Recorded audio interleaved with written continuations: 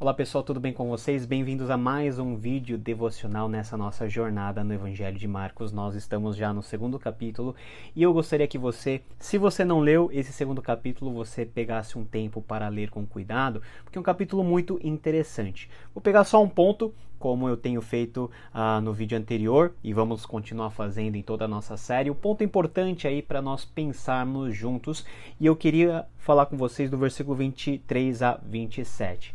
Os discípulos de Jesus estavam no dia de sábado e os discípulos estavam colhendo espigas para se alimentar e os religiosos da época, eles acusaram Jesus e seus discípulos estarem quebrando o sábado. O sábado era uma das coisas mais sagradas do judaísmo na época de Jesus, junto com a circuncisão, junto com as leis de alimentação, né, e as leis de pureza.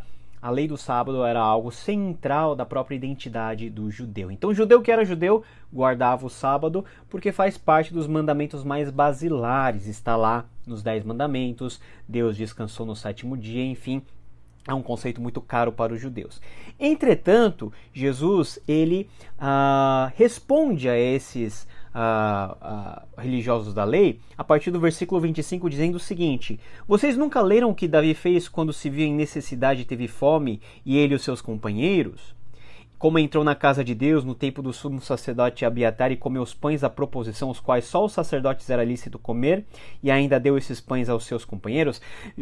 Jesus está falando de um episódio lá em 1 Samuel, capítulo 21, versículo 1 a 6. Davi e os seus companheiros estavam fugindo de Saul, e eles entraram no templo, e no templo haviam apenas os pães da proposição, que eram pães colocados dentro do templo para apenas os sacerdotes se alimentarem. O sacerdote Abiatar, na época, deu os pães a Davi e aos seus companheiros, e isso não foi acreditado como pecado. Por quê? Porque aquele serviço era um serviço em prol de Davi e os seus amigos, para matar a fome deles. Mesma coisa que está acontecendo aqui. A lógica de Jesus é o seguinte: olha, vocês estão pegando uma lei que é de Deus e Deus deu para benefício humano e colocando essa lei acima do ser humano. Ou seja, vocês estão pegando um aspecto da lei e colocando acima do propósito inicial e do propósito original de Deus ter dado essa lei, que é para que o homem pudesse descansar, contemplando a criação de Deus e pudesse encontrar o seu descanso final na pessoa de Deus. O sábado é isso. O sábado é algo revolucionário na história da humanidade, porque é um dia em que o povo judeu era convidado a parar tudo que eles estavam fazendo, e naquele dia eles tinham prova de que Deus estaria sustentando eles, ainda que eles não trabalhassem e descansassem.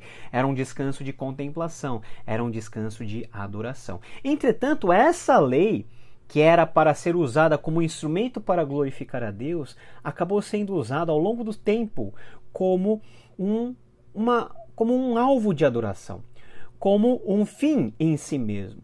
E quantas vezes nós colocamos coisas que não são o alvo da nossa adoração, mas que são instrumentos para que nós possamos chegar mais perto de Deus, no lugar de Deus? Não é verdade? Por exemplo, a igreja. A igreja é o povo chamado por Deus, em nome de Jesus Cristo, por meio do seu sacrifício, para que essa igreja possa cumprir um propósito maior do que ela própria. Mas tem pessoas que idolatram a igreja e esquecem que acima da igreja está o Senhor da igreja, que merece ser esse sim adorado, e que a igreja é um meio para que Deus possa estabelecer a sua vontade. Ou, se você for aplicar na sua própria vida, a sua profissão, o seu dinheiro. A sua profissão, o seu dinheiro, os seus recursos foram dados por Deus a você, para que por meio desses recursos, por meio dessas oportunidades, você possa ser usado nas mãos de Deus e adorá-lo e glorificá-lo. Agora, quando nós colocamos essas coisas secundárias no lugar de Deus e adoramos essas coisas, esquecendo dos propósitos que Deus tem para a nossa vida, aí sim nós temos um grande problema.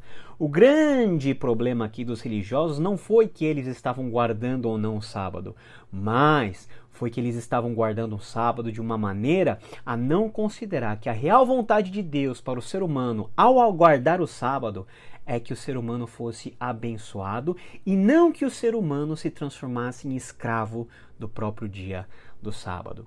Quantas coisas tem te escravizado? quantas coisas que Deus te deu têm prendido mais a sua atenção e a sua vida do que o Deus das bênçãos. É isso aí. Quando Deus nos dá as coisas, quando Deus nos dá meios, nós somos tão pecaminosos e a nossa inclinação é tão má que nós desviamos facilmente o olhar de Deus para aquilo que Ele dá. E o convite desse capítulo é para que você possa olhar para o Deus da bênção, ao invés das bênçãos de Deus. Quando nós focamos o nosso olhar em Deus, em Jesus Cristo, as bênçãos elas se transformam apenas em consequência. Bondade e misericórdia do Senhor seguirão todos os dias da minha vida. É como o Salmo 23 termina. E esse é o convite desse versículo do capítulo 2 de Marcos. Que todos nós possamos colocar a nossa mente, o nosso olhar e a nossa vida naquilo que realmente importa, em Deus e na sua vontade. E que os meios que Ele nos dá para glorificarmos ao Senhor possam ser usados apenas como meios e nunca ser considerados como o fim.